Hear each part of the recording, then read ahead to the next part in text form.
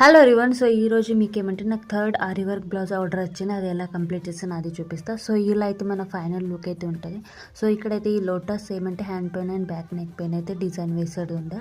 So ఇక్కడైతే design అయితే మెయిన్గా అయితే ఈ లోటస్ పర్ఫెక్ట్ రావాలని అయితే చాలా సార్లు అయితే నేను ముందు ఏమంటే పేపర్ పైన తీసుకొని అయితే మళ్ళీ మార్కింగ్ చేశానండి.